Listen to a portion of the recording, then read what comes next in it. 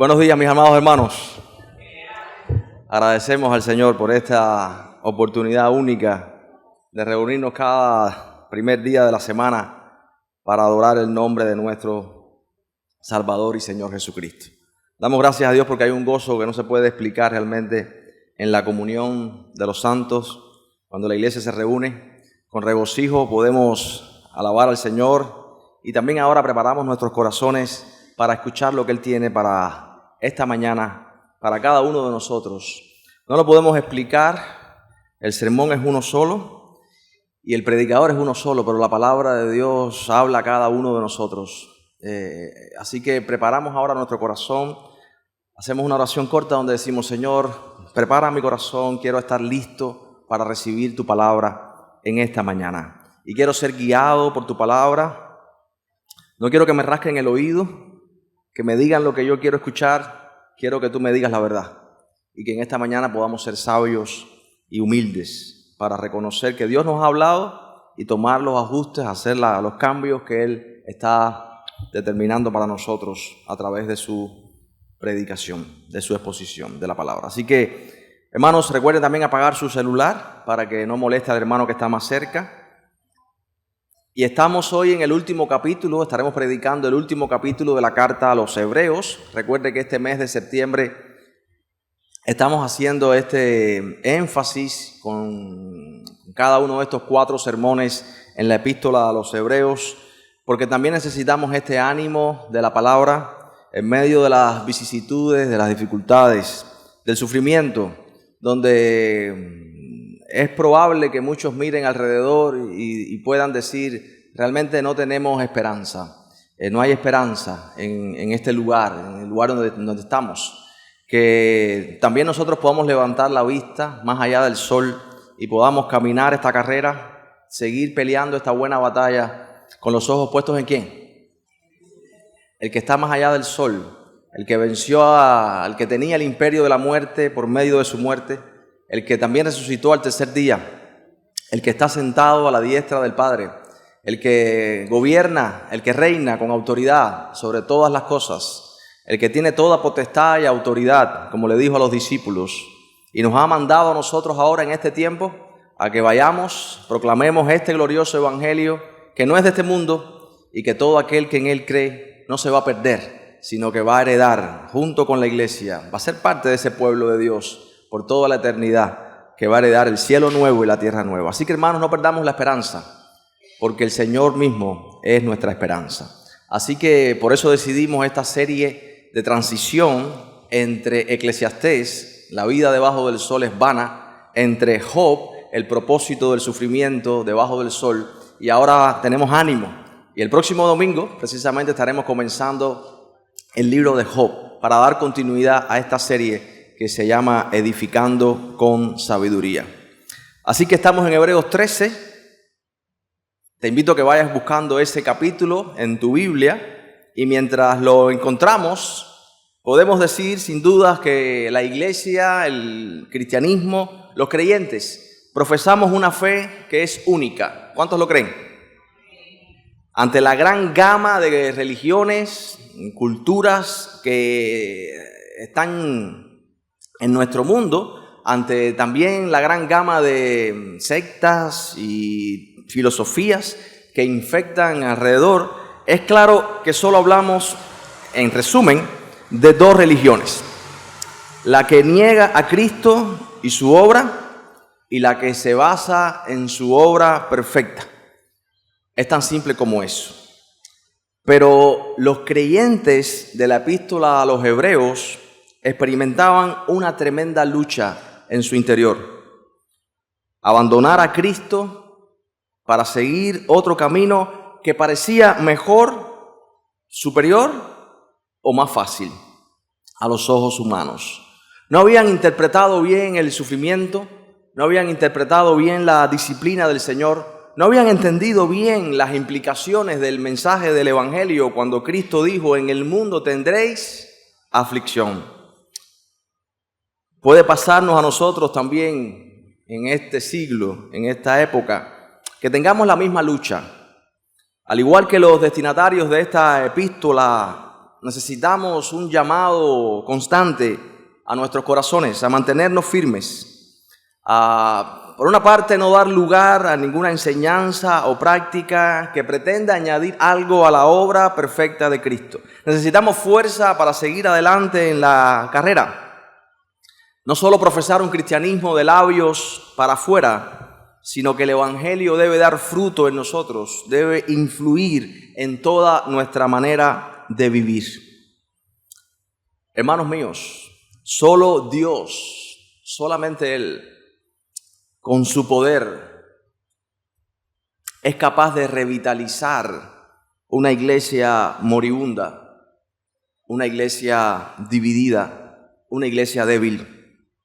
Solo Dios da vida y une. Solo Dios da fuerzas. Y a través de la epístola a los Hebreos, el autor está exponiendo la poderosa palabra de Dios para que ellos, en medio de advertencias fuertes que hace por toda la carta, puedan recibir este poder vital de la palabra del Señor. No son los programas, no son los esfuerzos humanos, la agencia humana, las estrategias humanas, lo que puede dar vida espiritual y unir a una iglesia mortecina o dividida. Solamente Dios lo puede hacer en el poder de su palabra, en el poder de su Espíritu. Así que en esta maravillosa epístola a los Hebreos estamos siendo invitados y llevados una y otra vez a contemplar la grandeza ¿de quién? ¿De la iglesia? No, de nuestro Señor Jesucristo. Cuando nosotros podemos contemplar su hermosura, su poder, meditar, comprender, seguir creciendo en nuestro entendimiento de la gran obra de redención, del Evangelio de Cristo, este mundo y sus poderes seductores pierden su efecto, porque en nuestro corazón entonces Cristo y solo Cristo es la piedra, la roca de gran precio. Él es el Rey vencedor. Así que leemos capítulo 13, que es una conclusión de la carta, el final de esta carta, como un cierre.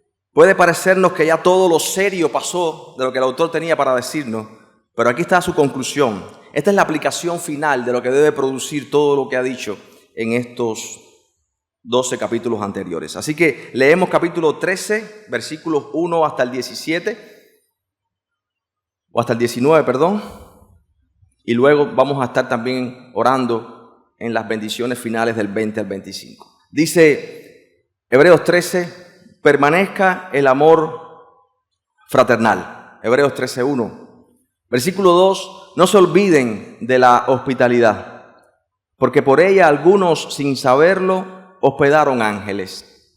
Acuérdense de los presos, como si estuvieran presos juntamente con ellos, y de los maltratados, como que también vosotros mismos estáis en el cuerpo.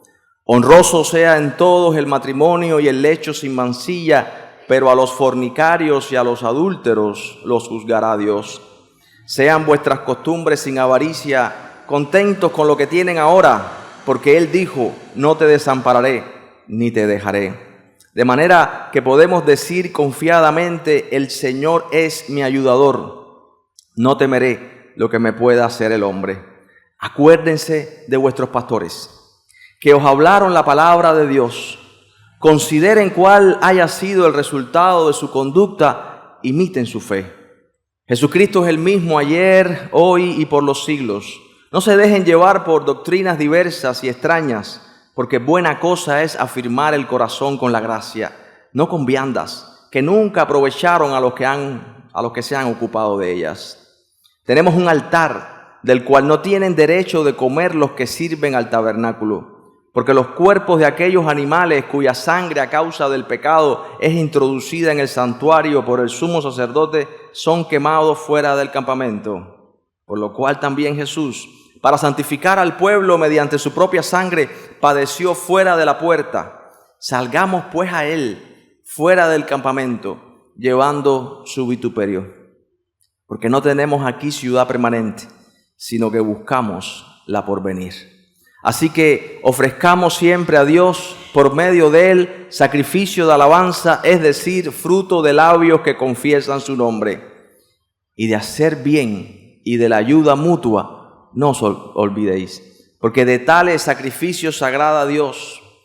Obedezcan a vuestros pastores, sujétense a ellos, porque ellos velan por vuestras almas como quienes han de dar cuenta, para que lo hagan con alegría y no quejándose, porque esto no os es provechoso. Orad por nosotros, pues confiamos en que tenemos buena conciencia, deseando conducirnos bien en todo. Y más os ruego que lo hagan así, para que yo, dice el autor, les sea restituido más pronto. Oramos. Padre, gracias por tu palabra una vez más. Así como usaste a Ezequiel, los profetas en el Antiguo Testamento, para introducir tu palabra a la historia y que finalmente tu palabra diera forma y contenido a los hechos y explicación a las realidades, Señor, tu palabra es vital. En aquella visión del valle de huesos secos, Ezequiel debió profetizar a los huesos y estos tomaron vida. Padre, tu palabra hablada produce vida. Tu palabra explicada, tu palabra unifica, Señor, a tu pueblo. Tu palabra sana.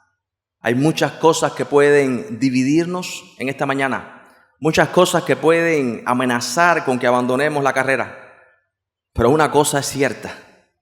Señor, tu poder es suficiente para continuar adelante, para darnos fuerza, para socorrer a los que están cansados y son tentados.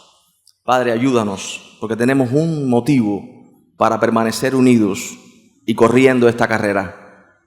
Que tú venciste por medio de la muerte al que tenía el imperio de la muerte y has establecido la nueva creación para que todo el que cree en ti no se pierda. Padre, tú estás con nosotros en este lugar todos los días hasta el fin del mundo. En el nombre de Cristo, amén. Hermanos, ¿qué es la vida cristiana? Me encanta el capítulo 13 porque el autor ahora resume todo lo que ha dicho en aplicaciones concretas y prácticas. ¿Cuál debe ser la salida de todo lo que está anterior? Si creemos Hebreos capítulo 1 hasta el capítulo 12, si entendemos todos los discursos y las exhortaciones que el autor ha dicho, entonces la única respuesta posible es el capítulo 13 de la carta a los Hebreos. La vida cristiana, el cristianismo no tiene nada que ver con rituales o visitar la iglesia el domingo o una filosofía de vida donde Dios nos ayuda a ser mejores personas. No es una lista de cosas por hacer y cosas que no hacer. La vida cristiana tiene todo que ver con una vida transformada de adentro, del corazón. Un corazón que ahora ama al Señor. Y cada día ama más al Señor y a su prójimo como a Él mismo. Que cada día ama las cosas correctas, las cosas que Dios ama. Y ama menos el pecado, la idolatría y las cosas de este mundo. Esta es la verdadera santidad, el verdadero crecimiento espiritual. Donde cada día entendemos que somos verdaderamente pecadores. Y cada día somos más conscientes de la realidad de nuestro pecado. Ser íntegro no significa no pecar jamás. Significa ser consciente de la realidad de nuestra naturaleza caída, ser consciente de nuestras debilidades, arrepentirnos en un proceso largo y profundo, verdadero, genuino, donde reconocemos que solamente Cristo, por su gracia y por su misericordia, nos ha podido sacar de esa horrible condición. Así que contemplamos cada vez más la santidad, la grandeza de Dios, al mismo tiempo que contemplamos cuán grandes pecadores somos, y por eso la cruz de Cristo es cada vez más grande para nosotros en nuestra mente y nuestro corazón, y eso se llama crecimiento espiritual. Vidas transformadas y no simplemente legalismo o rituales de cosas que nos jactamos porque hacemos mejor que otros. Así que, ¿qué clase de decisiones van a marcar, van a caracterizar a una persona que vive de esta manera? Y este es el capítulo 13. El último capítulo de la carta a los Hebreos, que es bien práctico. Y hay varias aplicaciones aquí. Es un pasaje muy fácil, de exponer porque se predica solo. Son aplicaciones concretas. Solamente tenemos que explicar un poco, pero las aplicaciones están ya ahí mismo en el texto. Versículo 1 dice, ¿permanezca qué? Hermanos, ¿qué debe permanecer en la iglesia local? Tristemente, muchas veces lo que permanece en la iglesia entre las relaciones de los creyentes son relaciones superficiales, relaciones temporales, relaciones de conveniencia. Me relaciono con los que se parecen a mí, con los que hablan las mismas cosas que yo, con los que están estudiando la carrera igual que yo. De hecho, a veces es muy difícil ver a los jóvenes, si hay una hermana que ha perdido a su esposo, una hermana viuda, adulta, que esa mañana se siente al lado de esa hermana viuda ese domingo para decirle: hermana, estoy contigo acá para acompañarte en tu proceso, un hermano joven. Los jóvenes con los jóvenes, los ancianos con los ancianos. Pero nos damos cuenta que Pablo está diciendo, eso no tiene nada que ver con la iglesia. Ya dije Pablo porque es mi marco de referencia, no es el autor de la carta explícitamente. Pero dice, permanezca el amor fraternal. Hermanos, y este amor fraternal no es una emoción temporal. Mi hermano, ¿ya me dejaste de amar por lo que pasó ayer? No, porque mi amor no se basa en mis emociones ni en actos o hechos de lo que tú puedes hacer por mí. Mi amor no es una conveniencia de si tú me resuelves mi problema, entonces yo te amo, o si tú me dices qué lindo eres, yo te digo qué lindo eres tú eres más lindo que yo. Y no es eso. Esto no es amor. Esto es una cosa romántica, de Hollywood, de Blancanieves. Pero lo que está diciendo aquí es que el amor de Cristo permanezca en vosotros. En el capítulo 2 vimos que Él no se avergüenza de llamarnos como hermanos, así que ese amor de Cristo, ese amor filial, ese amor de familia, permanezca en vosotros, dice el autor.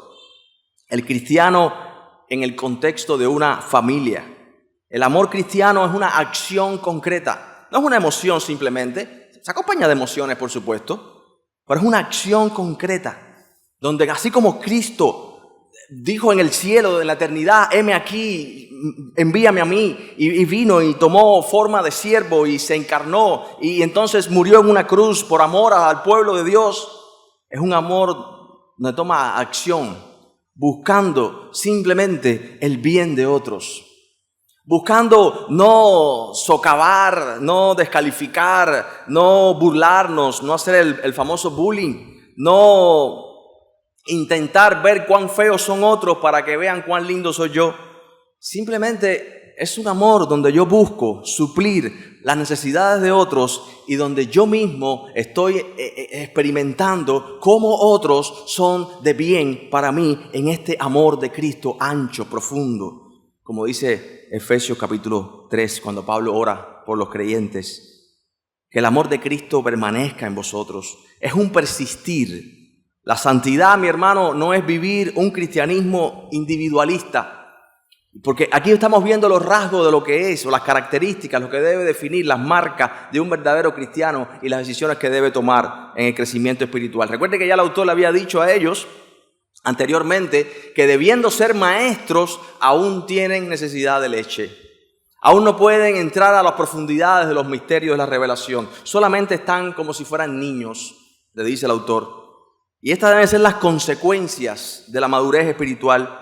La santidad no es vivir un cristianismo individualista donde tú te sientes que estás por encima de otro por muchas razones. Donde me preocupo por mí solamente, por mis intereses, sino que ahora yo estoy velando también por los intereses de otros. ¿Saben qué? Sí, hermano, eso es ser miembro de una iglesia local. Eso es pertenecer a esta familia de fe. Velar por la vida, por el alma, por el bien de otros, porque somos responsables los unos de los otros, porque mi pecado y tu pecado te afectan a ti y afectan a toda la comunidad de fe. Las acciones que tú emprendes y lo que tú vives afecta a tu vida y tu alma y afecta la comunidad de fe y afecta el testimonio de Cristo delante del mundo.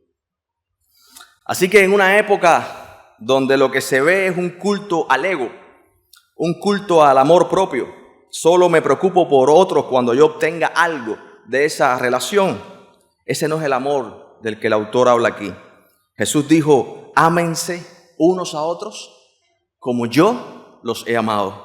Y si decimos, mis hermanos, que amamos a Jesucristo, entonces debemos obedecer a Jesucristo. Esa es la realidad.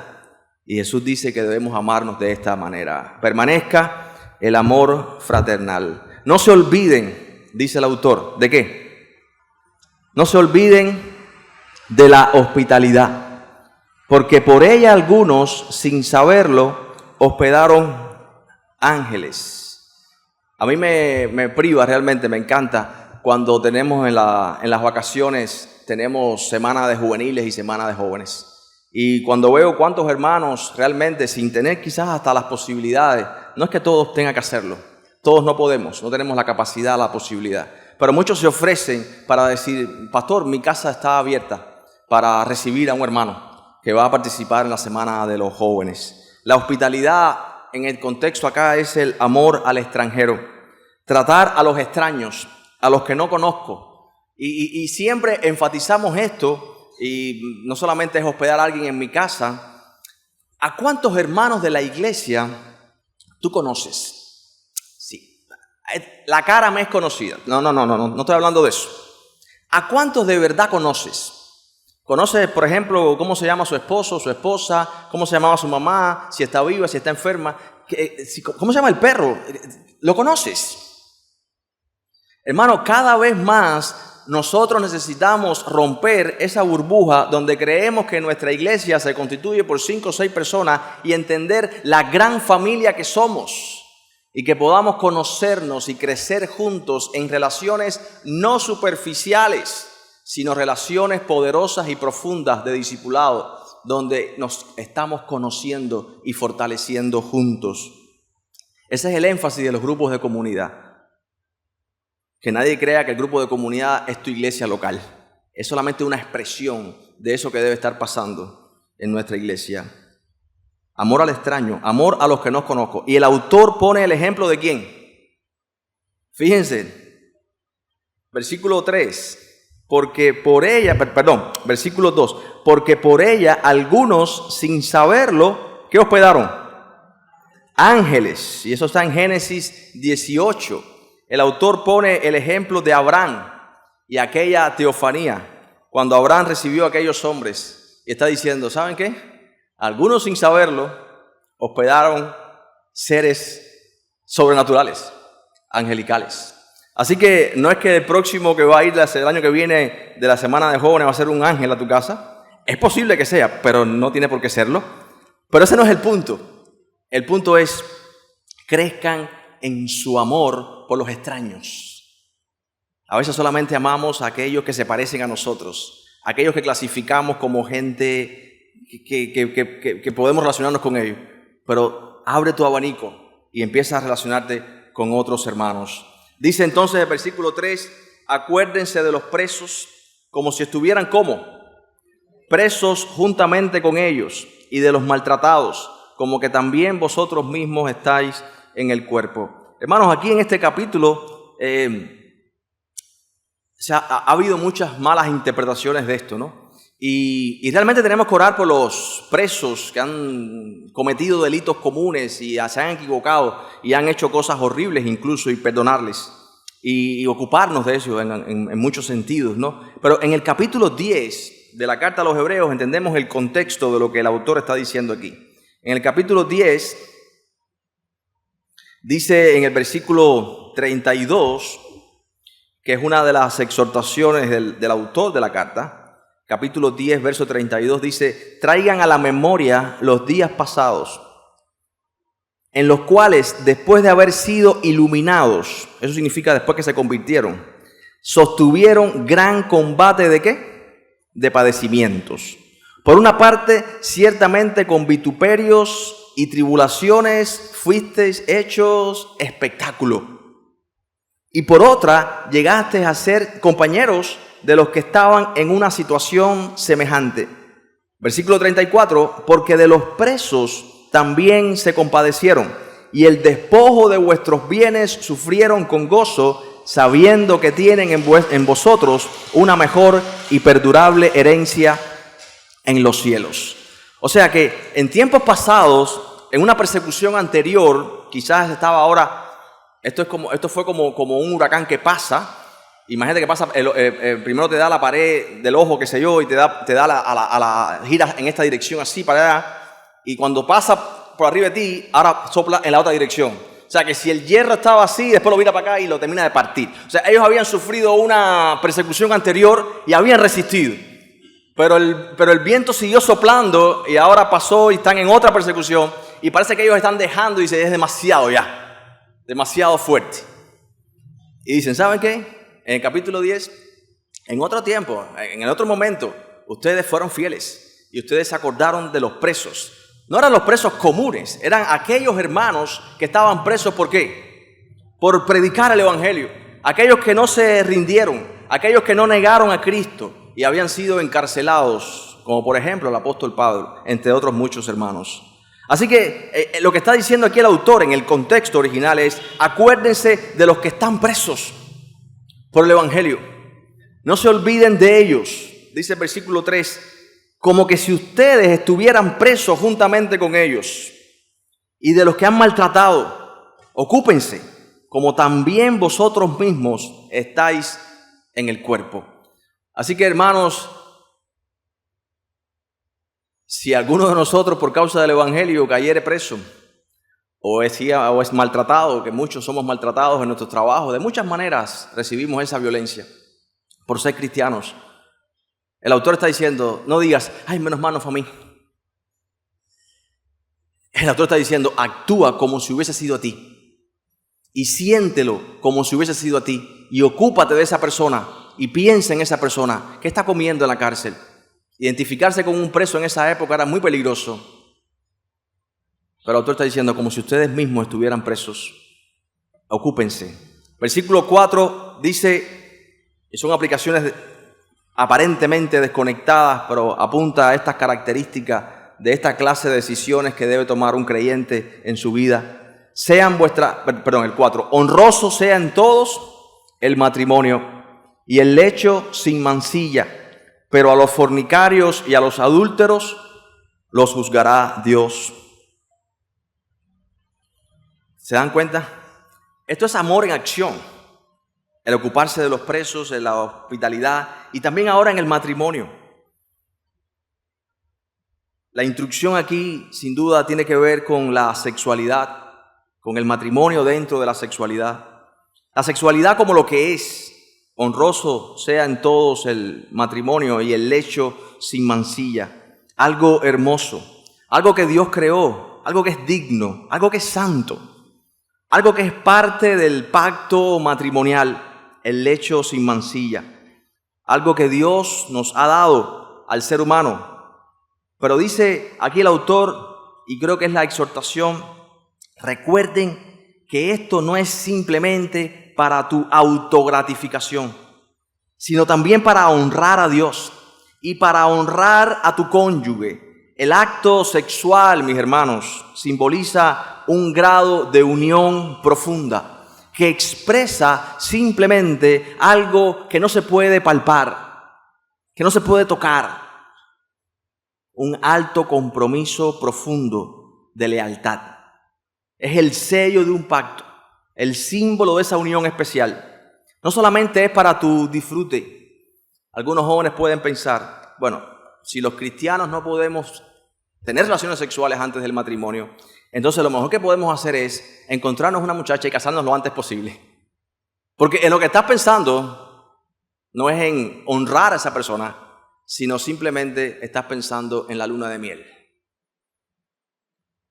Pero la vida sexual dentro del matrimonio es simplemente una expresión y debe ser esa expresión, ese símbolo de esta unión única, lealtad, compromiso con la otra persona. Y esto testifica que cuando somos fieles y leales, cuando no tenemos relaciones sexuales fuera del matrimonio, porque esto simplemente es un culto al ego y a la egoísta autogratificación, cuando somos fieles y leales, estamos testificando de un Dios bueno, de un Dios que se ha revelado, que todo lo hizo perfecto en su tiempo, que Él es digno de toda nuestra confianza y vivir por fe es vivir bajo su voluntad y esta es su voluntad. Y esta es, mi hermano, un área en la que peleamos y batallamos, porque es un problema profundo del corazón, la lujuria en nuestros corazones, el deseo de la autogratificación, de sentirnos, recuerden a Salomón, de experimentar placer para sentirnos realizados. Pero dice el autor algo muy fuerte acá. Recuerden, a los fornicarios y a los adúlteros, ¿qué les pasará? Los juzgará Dios. Y esta es la advertencia. No podemos vivir una vida de pecado porque habrá ¿qué? Consecuencias. habrán consecuencias. Estaremos cada vez más esclavizados y atados. Así que, joven, si estás lidiando con la pornografía, con todo tipo de lujurias, ¿sabes qué? El primer paso de tu liberación es pedir ayuda. Pide ayuda a tus pastores. Pide ayuda a líderes o hermanos maduros de la iglesia. No podemos vivir una vida escondida de pecado donde aparentemente nadie nos ve, porque habrán consecuencias. La palabra dice: lo que sembramos, eso también cosecharemos. No estés pensando, y siempre digo esto, creo que lo he dicho varias veces, me acuerdo haberlo dicho muchas veces en la carta a los Corintios cuando la predicamos. No pienses cuán cerca de pecar o cuán cerca de la línea de pecar puedo estar sin pecar. No pienses en eso. O cuán cerca del fuego puedo estar sin quemarme. Huye del pecado. Mejor piensa mientras más lejos esté de esa línea, mejor. O sea, la idea es correr en la dirección contraria. No acercarte a esa línea. Ora al Señor, pide ayuda. Honra al Señor con tu mente. Honra al Señor con tu cuerpo. Esto es dar testimonio. No importa si tienes toda la doctrina reformada en tu mente. El problema es el corazón. La reforma comienza en el corazón, mis hermanos. El evangelio produce un cambio profundo en nuestros corazones, donde amamos más al Señor y menos el pecado. Así que honroso sea en todos el matrimonio y el lecho sin mancilla. Versículo 5. Sean vuestras costumbres, ¿qué? Fíjense cómo el autor va al corazón. Una y otra vez. Sean vuestras costumbres sin avaricia. ¿Qué dice la Biblia acerca de la codicia, de la avaricia? Es una forma de ¿qué? De idolatría. Adoramos lo que podemos tener. A veces simplemente caemos en la envidia, que es no solamente que quiero tener más que la otra persona, sino que no quiero que la otra persona tenga eso. ¿Por qué Dios le dio eso a él y no a mí? Así que sean vuestras costumbres sin avaricia. Y el autor dice algo que nos va a costar mucho trabajo poder, a veces quisiéramos. Me imagino a algunos de ustedes: Señor, ¿por qué no pones, no sé cuántos vieron la película de la Matrix, que le ponían una cosa en la cabeza y le ponían un software y ya la persona estaba, quiero aprender karate, un software, ya, no sé cuántos down, cinta negra en karate, sin haber pasado entrenamiento de años, ya sabe karate. Y algunos de ustedes dicen: Señor, ponme algo en la cabeza para ya soltarme de la idolatría, de la codicia o de la lujuria, para ser contento, porque me doy cuenta de que la Biblia lo dice, pero hay una distancia tan grande entre lo que la Biblia dice y lo que yo estoy viviendo hoy. Y he estado meditando en este pasaje esta semana y me vino a la mente el apóstol Pablo en la carta a los Corintios y en la carta a los Filipenses de nuevo, una carta que hemos predicado acá.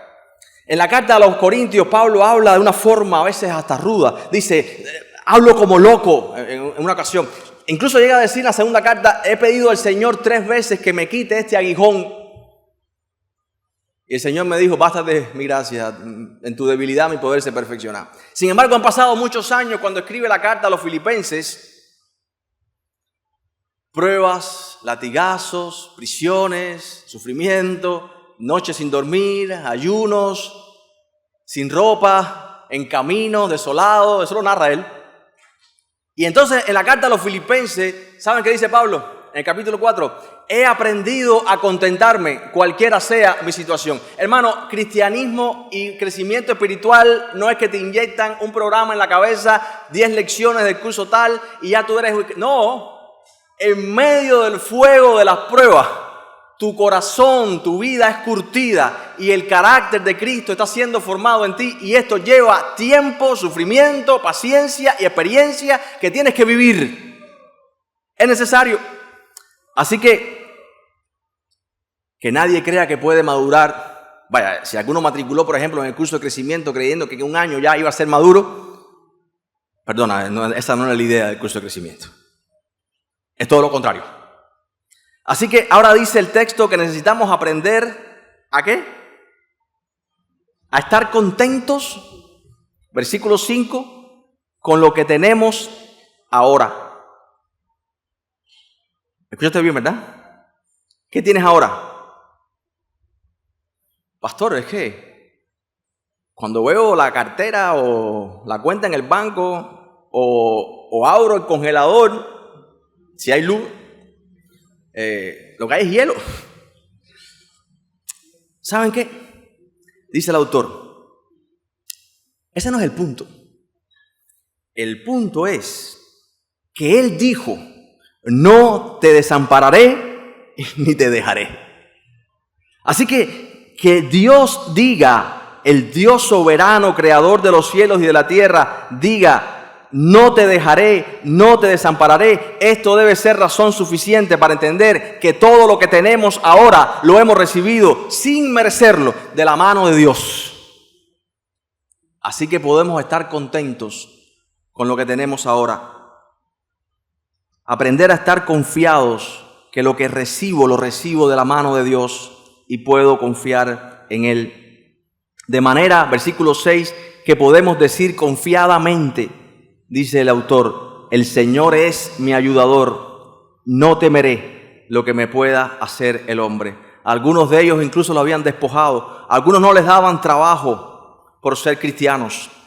Algunos tenían que irse de los trabajos porque les obligaban a pecar para confrontarles en su conciencia. ¿Y saben qué? Dice, podemos decir confiadamente, el Señor es mi ayudador, no temeré. Hermanos, el Señor puede abrir en el medio del desierto un surco para que el mar fluya, para que el río llegue hasta ti. El Señor es poderoso. Los que confían en Él nunca serán defraudados. Y esto no es buscar la mediocridad y conformarnos. Hemos hablado muchas veces de eso. Hay una diferencia entre una vida de resignación, o bueno, esto es lo que me tocó, una vida de mediocridad. Lo que está mal aquí es pensar que si tengo más, voy a ser más feliz. Lo que está mal aquí es pensar que lo que Dios me ha dado es poco. Y el autor dice, con lo que Dios te ha dado, con eso debes estar contento, sea mucho o sea poco. Este es el secreto del contentamiento. La vida cristiana es una vida humilde, sencilla. Así que tenemos que preguntarnos qué lugar tiene el Dios dólar o el Dios dinero en mi vida, en mi corazón. ¿Tú lo usas si lo tienes? ¿O el dinero te usa y domina tu corazón como un ídolo? Todo esto tiene que ver con un corazón sencillo, hermanos. La vida cristiana es una vida sencilla, que confía en Dios. Por eso Pablo dice a los filipenses una vez más, en la escasez o en la abundancia, por todo y para todo estoy enseñado, para estar saciado o para tener hambre. Todo lo puedo en Cristo que me fortalece. Nuestra vida está escondida en Cristo, hermanos. Nuestra vida no está de este lado del sol, es un lugar definitivo. Somos ciudadanos del cielo. Todo esto tiene que ver con un corazón sencillo que confía y espera en Dios. Cuando el Evangelio realmente y las profundas implicaciones del Evangelio llegan a nuestro corazón y vivimos de esta manera, somos simplemente libres de todos los ídolos de este mundo, porque nuestra identidad no se construye sobre la idolatría de este mundo, a las cosas que este mundo adora, sino que nuestra identidad está construida sobre Cristo, su persona y su obra. La base para esto es la confianza y la fe en el Señor. Él suple mis necesidades. Dice el verso 6, entonces, de manera que puedo decir confiadamente, ¿qué cosa? El Señor es, ¿qué? Mi ayudador. Y recordemos que estos cristianos están sufriendo persecución. No solo que algunos están presos. Quizás los hombres de la casa están presos y las mujeres están sin atención. No pueden proveer. La exhortación aquí es, Dios va a suplir. Y cree esto, mi hermano, Dios va a suplir las necesidades de aquellos que confían en Él en medio de las injusticias. A Dios no le importa el reordenamiento, ni le importa nada de eso que los hombres pueden hacer. Dios a su pueblo le va a suplir, ¿y sabes qué? Dios va a suplir justamente lo que tú necesitas para que busques el reino de Dios, su nombre sea exaltado y tú puedas ser un reflejo de su imagen en este mundo. Y si lo que tú necesitas para que eso pase es la escasez, Dios va a suplir la escasez para que tú sigas entonces manifestando y revelando su gloria a través de tu vida, buscando algo que no es de este mundo, porque los ojos tuyos tienen que estar puestos en las cosas de arriba y no en las de esta tierra. Y eso es lo que tú necesitas. Así que nadie crea que Cuba se le escapó a Dios.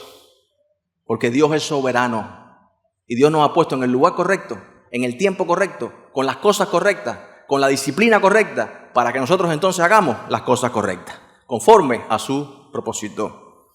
Versículo siguiente. ¿Acordados de quiénes?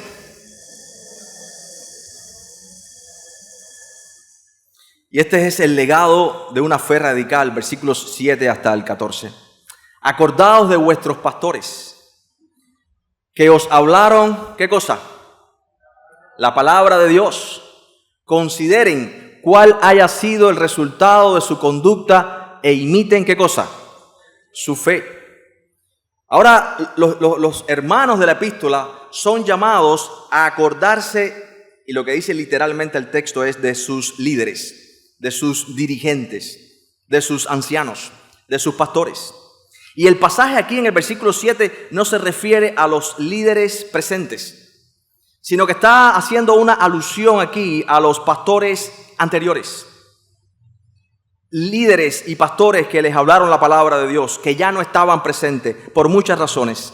Lo más probable es que la mayoría de ellos estaban ya muertos, martirizados por su fe. Si tú quieres sofocar una rebelión, que es lo que está en la mente del Imperio Romano, a sediciosos, ¿sabes qué? ¿Quién es el pastor? Ese está en el blanco número 1. Así que si alguien estaba preso o muerto por causa y martirizado por su fe, por causa del Evangelio, los primeros eran los pastores. Era la forma de aplacar y disminuir esa... La verdad es que eso pensaron los líderes religiosos cuando mataron a Cristo y se lo entregaron a los romanos. Pero lo que provocó fue que en pocos días más de 3,000 personas se habían convertido al cristianismo. Así que pueden cogernos presos a Iván y a mí, pueden maltratarnos y matarnos. ¿Saben qué? Se van a parar muchos más de esta iglesia para seguir predicando este glorioso evangelio. ¿Cuánto lo creen? Eso es lo que esperamos que pase. Esto es lo que Dios va a hacer. Así que estos hombres habían sido martirizados por la palabra, y este acordarse no es simplemente... Oh, me acuerdo de fulanito, qué lindo era, qué bien predicaba, qué bien le quedaban los espejuelos. Qué buen hermano era. De verdad que era un hombre de fe. ¿Te acuerdas? ¿Te acuerdas? No, hermanos. La idea aquí es, traigan a la mente algo y traigan a la mente a alguien en miras de meditar en ese ejemplo, porque el propósito es: consideren el resultado de su conducta. ¿Y cuál es el fin? Imiten su fe. Así que la orden es clara: imitad su fe. El pasaje no nos dice quiénes eran estas personas, pero sí nos dice lo que ellos hicieron. Dice, ellos les hablaron, ¿qué cosa? La poderosa, infalible, inerrante palabra de Dios, la que Ezequiel vio en el valle de huesos secos, que daba vida a esos huesos, que daba tendones, piel, carne y sopló espíritu en ellos. La palabra de Dios predicada desde este púlpito genera un movimiento de transformación, y lo que está sucediendo es que estos hombres no hablaron sus sueños, sus experiencias, sus deseos, no se comían a las ovejas, no las engordaban para aprovecharse de ellas, sino que ellos estaban preocupados por la salud espiritual de sus almas. Usaron bien la vara y el cayado. Ellos entonces eran hombres dignos y el Señor los recibió en su gloria, y Él dice, ahora ustedes imiten esa fe. Aunque por imitar esa fe les cueste ¿qué? Cadenas, sufrimientos y prisiones. Porque no se trata de nosotros ni de nuestra felicidad temporal, se trata de Cristo y de su gloria. Y Él dijo una vez más, en el mundo tendréis aflicción, serán perseguidos por causa de mi nombre, pero el que persevere hasta el final, ese será salvo. Así que estamos completando en nuestra carne los padecimientos de Cristo, los padecimientos para que la gran obra de redención sea hecha en este mundo. Imiten su fe, No es imitar cualquier cosa de ellos, cómo se peinaban, cómo se vestían, si tenían barba o no. Imiten su fe, su confianza en el Señor, que los acompañó hasta el final. Y al final, ahí justo cuando los estaban matando, estaban cantando cuán grande es Dios. El valor del ejemplo radicaba en estas personas, en su apego a Cristo. Y por eso dice, versículo 8, este es el modelo. Cristo es el mismo. Cristo es el mismo que padeció, el mismo por el cual los apóstoles murieron. Él es el mismo ayer, hoy y es el mismo por los siglos. No se dejen llevar ¿de qué? De doctrinas extrañas. Necesitamos el ejemplo, esta fe radical de que Cristo es el mismo. Su palabra es la misma, no hay otro evangelio, no hay un evangelio diferente. Siempre han existido y existirán falsas iglesias, falsos cristianos y falsos maestros. Escuchen bien eso. Donde Dios pone una iglesia verdadera, Satanás pone al lado una falsa sinagoga. Siempre es así. Y siembra entonces y trata de penetrar las filas de la iglesia verdadera con falsos cristianos, con falsos maestros, para intentar dividir, traer tropiezo a la iglesia local. Y nosotros tenemos que estar alertas contra ello, porque el peligro de hoy no es mayor que el peligro que enfrentaron estos hermanos. Dice, no se dejen llevar. Esto es real. ¿Por qué? Por doctrinas diversas. Por doctrinas extrañas, porque buena cosa es afirmar el corazón con la gracia. Ellos estaban siendo seducidos para ir de nuevo a las leyes del Antiguo Testamento, a las costumbres del judaísmo. Noten cómo se les dice, no es bueno afirmar el corazón con viandas. Es una referencia a los alimentos en general. Y esto causaba confusión, porque la ley de Moisés prohibía comer ciertos alimentos. ¿Y puedo yo entonces comer carne de puerco? Bueno, sabemos que no podemos porque está carísima, pero puedo yo. Y entonces algunos judaizantes estaban diciendo, pero tú comes carne de puerco. Pero no seas hipócrita si Jesús tiene que meter los demonios en los puercos porque tú estabas criando puerco y traficándolo con Roma. No seas hipócrita. ¿Ven? El problema no es de los puercos, el problema es del corazón. Y se les estaba enseñando que con esas prácticas, de nuevo fariseas y legalistas, ellos iban a ser fortalecidos. Eran mejores que otros. Lo que estaba produciendo era en la mente, emoción y corazón de esta gente una arrogancia. Hay mucho de esto hoy. Dice, sean afirmados. Buena cosa es afirmar el corazón ¿con qué? Con la gracia. Hermanos, sabemos que somos salvos por la fe, somos salvos por gracia, pero pensamos que en nuestra santificación, en nuestro crecimiento espiritual, tenemos que hacer cosas nosotros. Y evidentemente la respuesta a la gracia transformadora de Dios es una vida diferente. Pero ¿saben qué? Nuestra santificación también viene de Dios y somos santificados en su gracia por el poder mismo del Evangelio. Sí, hay cosas que debemos hacer, pero no es por esas cosas que seremos más santos. Y la gente piensa, mientras yo haga más cosas, más santo soy. Esas cosas las hacemos porque somos santos y eso es una gran diferencia. Y el que puede santificarnos y purificarnos y lavarnos solamente es el Espíritu Santo en el poder del Evangelio. Así que cuando invertimos esta ecuación, somos llevados por doctrinas extrañas y diversas. Y Dios quiere que nuestros corazones sean afirmados, fortalecidos por medio de la gracia y no otra cosa. Versículo 10.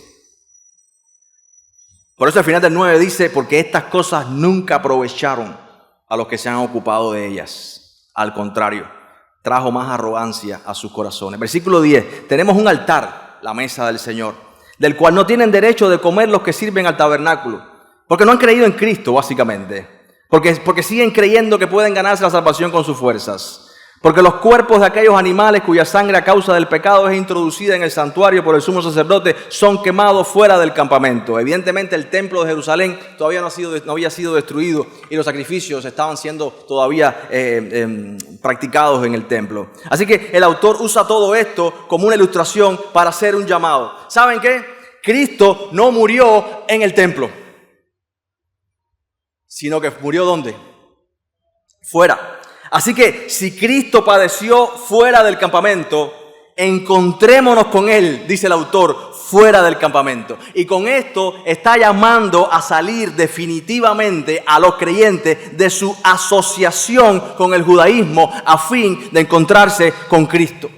Mis hermanos, ¿y saben qué? Esto habla muy profundo a nosotros. Porque estamos llamados a salir de cualquier tipo de asociación que esté buscando primeramente la gloria humana, los intereses de ciertos hombres. Y tenemos que entonces salir de esa realidad para encontrarnos ¿con quién? Con el mismísimo Señor Jesucristo.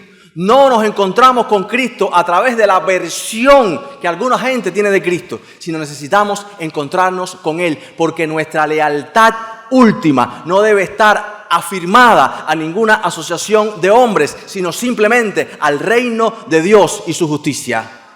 Eso significa, hermanos, que nuestras prioridades, nuestros énfasis, nuestros intereses, nuestra agenda, nuestra visión es la visión del reino de Dios y no la de ningún hombre ni grupo de hombres.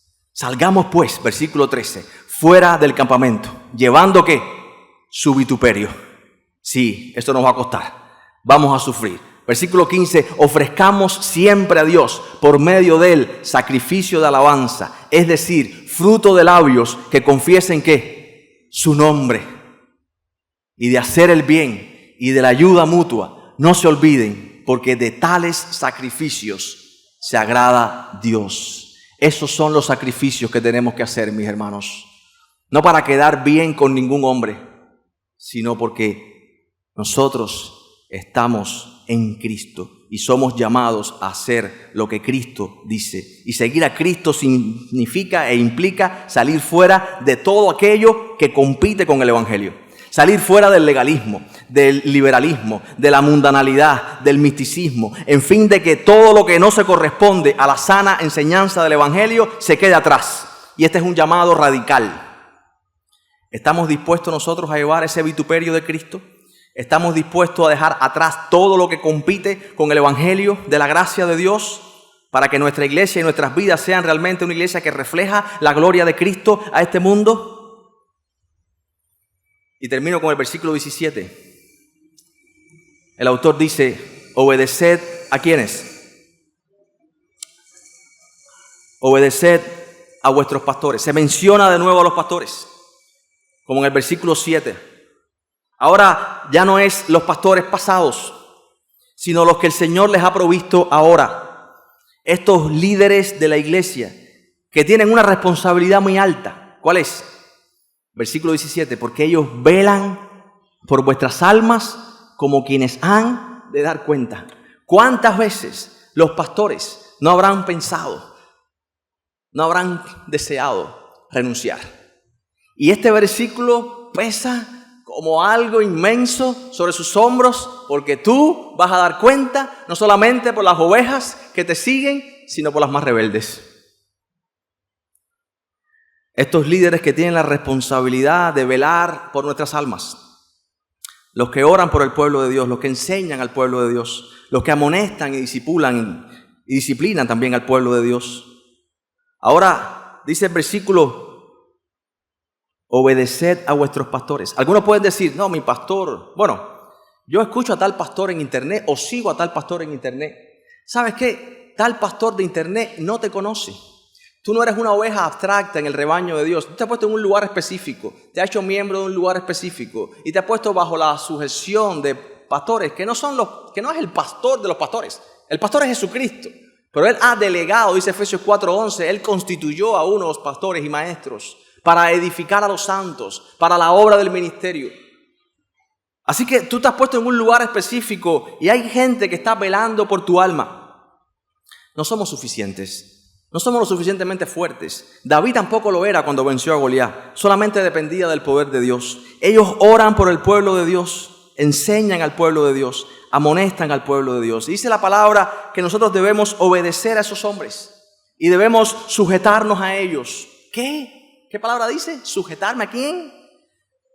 Hermano, no estamos hablando de sujetarnos a ellos como esclavos para que hacer lo que ellos dicen, para que creamos una herejía o para vivir en pecado, sino dice a los que nos enseñan la palabra de Dios y son ejemplo para nosotros.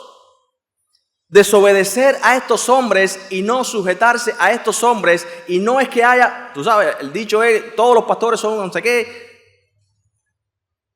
Así como hay iglesias falsas, hay iglesias verdaderas.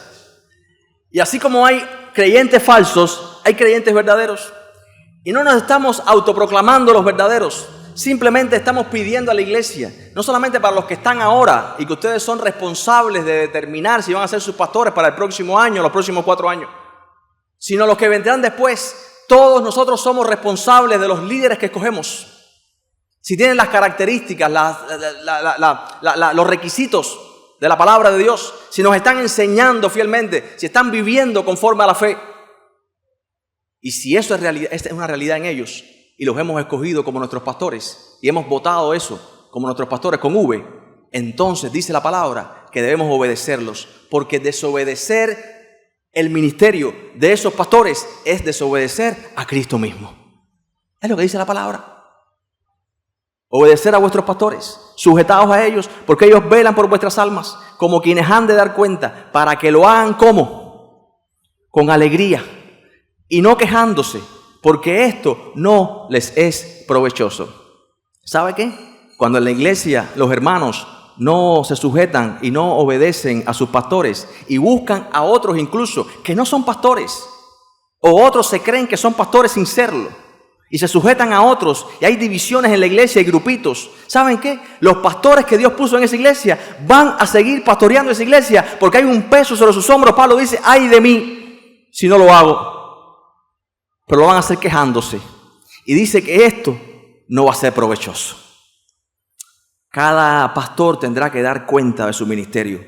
Y cada miembro de la iglesia tendrá que dar cuenta de lo que hizo. Y vamos a ser abundantemente bendecidos si hacemos las cosas correctas, con el corazón correcto.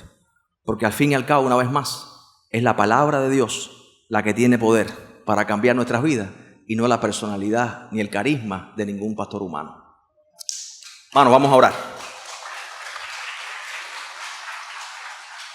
Me perdonan unos minutos que nos demoramos. Vamos a orar, vamos a meditar en estas cosas, mis hermanos.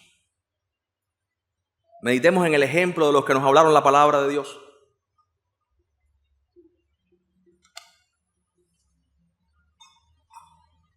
Meditemos en estas características que deben definir lo que es un creyente. El tipo de decisiones que debe tomar un creyente. ¿Cómo luce un creyente verdaderamente maduro?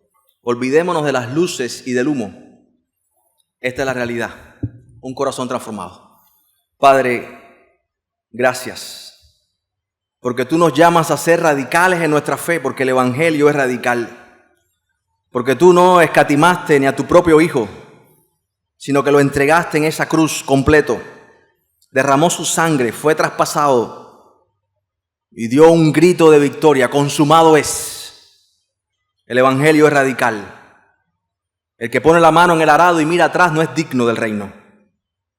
Padre, que nuestros intereses sean los intereses de tu reino. Que los enfoques y los énfasis de nuestra vida como iglesia y ministerio no sea parecernos a nadie, sino parecernos a Cristo.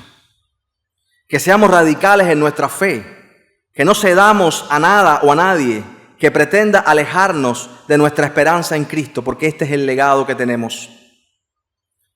Padre, que tú nos perfecciones. Como dice tu palabra, que tú, Señor, que resucitaste de los muertos a nuestro Señor Jesucristo, el gran pastor de las ovejas, por la sangre del pacto eterno, haznos aptos en toda buena obra, para que hagamos tu voluntad, para que hagamos, Señor, lo que tú has determinado para nosotros, que el evangelio dé mucho fruto, Que tú hagas en nosotros lo que es agradable delante de ti por Jesucristo. A ti sea la gloria por los siglos de los siglos. Amén. Dios le bendiga, mis hermanos.